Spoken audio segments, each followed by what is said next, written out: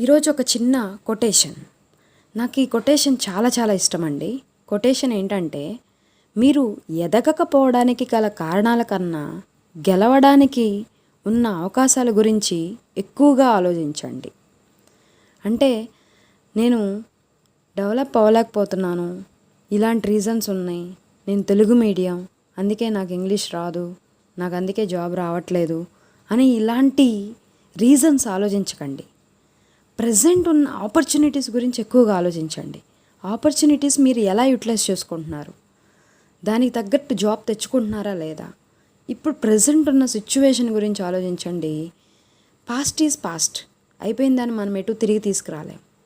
So think positive, utilize all the opportunities.